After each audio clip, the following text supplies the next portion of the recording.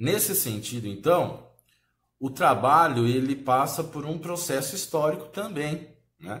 Já que ele também é uma construção humana, né? Então ele vai passar por transformações ao longo do tempo. Então, se a gente for analisar, por exemplo, o modo de produção escravismo na Grécia e Roma antiga, né? Essa relação de propriedade dos meios de produção já muda. Porque na Grécia antiga e na Roma antiga, durante o escravismo, havia propriedade dos meios de produção, né?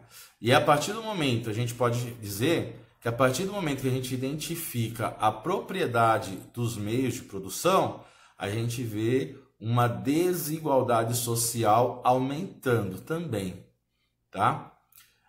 Porque vai existir aquele que tem os meios de produção e aqueles que não possuem esses meios de produção.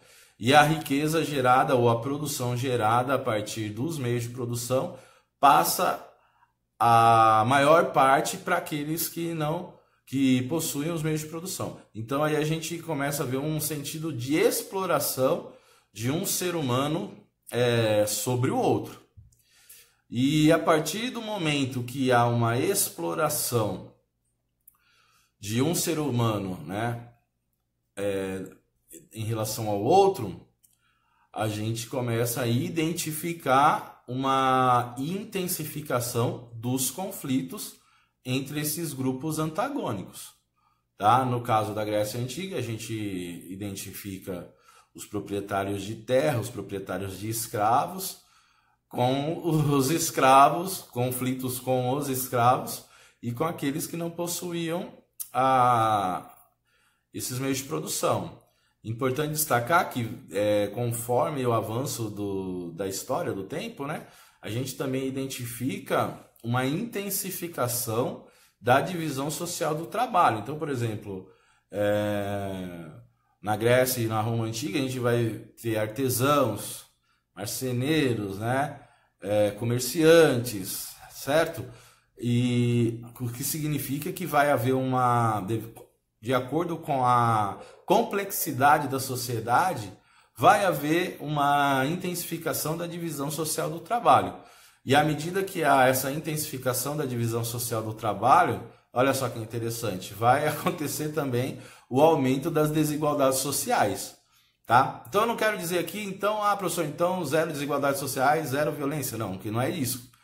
O que eu quero dizer é o seguinte, é que com o aumento das desigualdades sociais, há um aumento da violência, e a história mostra isso, porque aconteceram várias revoltas escravas, várias revoltas camponesas ao longo da história, tanto na Grécia Antiga, durante o escravismo, depois no período feudal também, aconteceram várias revoltas camponesas, devido a essa exploração daqueles que têm os meios de produção, em relação àqueles que não possuem, aqueles que são explorados devido a não possuir os meios de produção.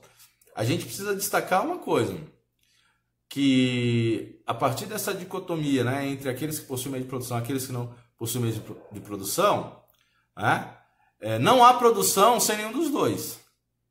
Sem meio de produção não existe produção, né, e sem o trabalhador, né, aquele que atua com os meios de produção, sem eles também não tem produção, tá? Sem os proprietários dos meios de produção, há produção.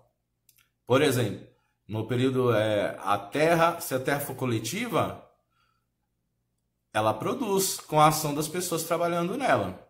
Não precisa ter um dono necessariamente proprietário da terra para ver produção, certo? Agora, à medida que a sociedade vai se complexando, né, é óbvio que vai haver uma intensa divisão do trabalho e aí vão surgindo outras funções dentro da sociedade. Se a gente for analisar a sociedade capitalista, existem várias funções, né, além daquele indivíduo que simplesmente está trabalhando ali na linha de produção, né?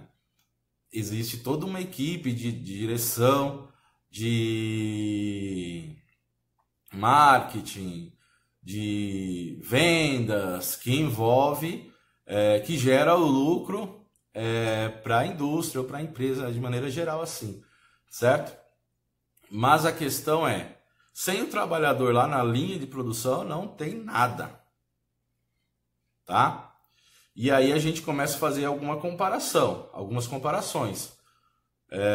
Por exemplo, se sem esse trabalhador não há produção, por que há essa distância entre os rendimentos desse trabalhador com os outros trabalhadores, né? Da equipe da diretoria, por exemplo, da equipe de líderes, supervisores, né? E por aí vai. Por que existe essa distância de remuneração entre esses grupos? E a gente vai entrar numa outra situação que faz parte da sociedade capitalista, que a gente precisa identificar, que é a questão da sociedade de consumo, tá? Nós somos educados para consumir, na sociedade capitalista, nós somos educados para ser individualistas. Você precisa ter o melhor, você precisa ser o número 1, você precisa ter o melhor carro, você precisa ter a melhor casa, a sua família tem que ser a que se apresenta da melhor maneira para a sociedade, tudo o eu, né? Uma questão individualista que é muito influenciada nessa sociedade de consumo, que é própria do capitalismo devido à sua complexidade da intensificação da divisão social do trabalho. Tá? Então a gente vai ter aqueles grupos que não são proprietários do meio de produção, porém eles têm uma remuneração elevada, né? E acabam atuando de maneira a enriquecer os burgueses proprietários dos meios de produção, certo? Então aí isso acaba levando a um distanciamento entre aqueles que estão lá no topo, lá da linha de produção, lá no início da linha de produção, né? Que a única coisa que possuem distanciamento entre aqueles que estão lá no topo, lá da linha de produção, lá no início da linha de produção, né?